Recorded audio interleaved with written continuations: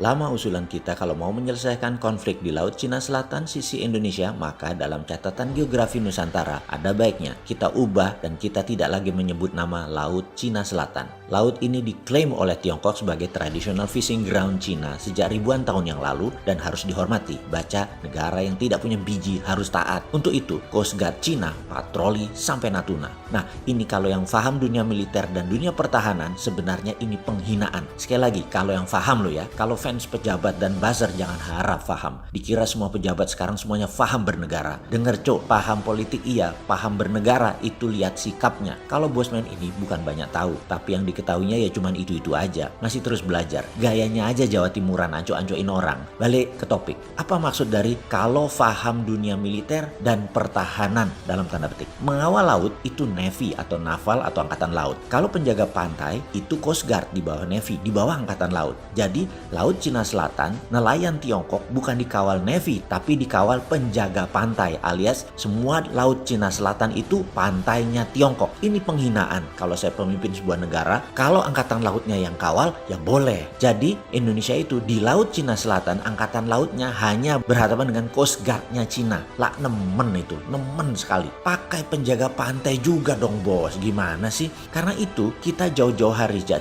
tahun yang lalu mengatakan jangan sebut lagi di geografi Nusantara nama Laut Cina Selatan tapi ganti dengan Laut Natuna Utara. Setidaknya dalam garis zona eksklusif 200 mile laut dan kawal dengan Coast Guard kita, nelayan kita itu semua. Berani nggak ubah? Katanya NKRI, katanya Pancasila, katanya membela bangsa dan negara. Takut sama sabda Tiongkok? Ya lawan lah. Oke, maaf, belum kita sudah misu-misu ngegerundel. Tapi kita bukan mereka. Kita bukan hanya menghujat seperti buzzer tanpa solusi. Kita kasih solusi. Setuju? Solusi pertama ganti nama Laut Natuna Utara, karena memang sejak ribuan tahun yang lalu wilayah tersebut adalah tradisional fishing groundnya nelayan kita, nelayan Natuna. Kita harus punya biji untuk mengklaim hal tersebut. Solusi bernegara agar berdaulat kita lanjut seperti ini. Kita awali dengan pertanyaan, apa beda platform dengan program? Nawacita itu platform apa program? Sebentar, ini belum dianggap sinis sama beberapa fans incumbent. Yang sabar dikit, nah apa sih sumbu pendek bener lu bisa nggak netral dulu bacanya. Saya ini nggak ada niat apapun kecuali memberikan pemahaman akan platform dan apa itu program. Tanpa platform dalam tanda petik, program itu hanya propaganda. Sesederhana itu.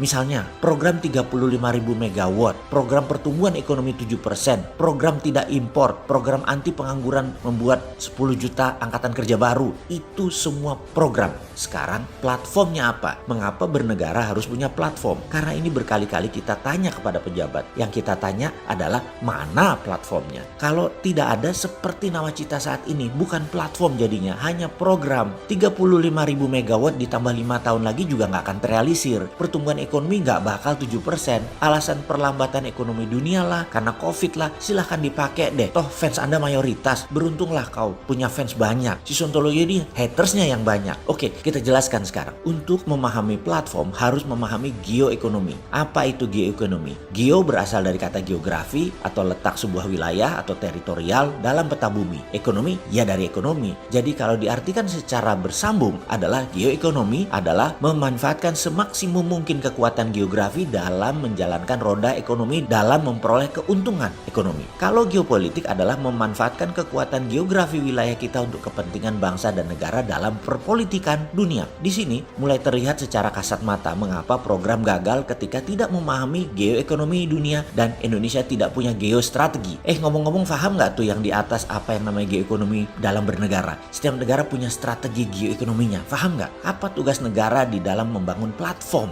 Yang sayangnya selama menjalankan program pembangunan selama ini tidak ada pondasi tersebut. Oke, ini saya kasih tahu ya biar sah saya dibilang Sontoloyo, yaitu sok tahu yang selalu mengawal banyak para menteri yang sekarang nggak terlalu paham apa itu platform. Tugas pertama pejabat negara adalah drawing atau redraw map, menarik gambar, tarik garis dan urek-urek peta wilayah Indonesia. Misalnya warna merah ke arah dalam adalah warna arus import barang, biru keluar adalah flight capital atau arus uang keluar, hijau keluar artinya komoditas yang keluar, kuning panah masuk artinya arus tenaga kerja asing masuk. Petakan map kondisi ini saat ini, lalu redrawing, gambar ulang, tarik gambar dan buat peta tadi berubah sesuai dengan keekonomian yang kita inginkan. Misalnya stop hutang, stop import, semua dari redrawing ini. Setelah gambaran ulang tercipta, baru program dibuat. Lah kalau program dibuat tanpa baca geoekonomi ya lucu.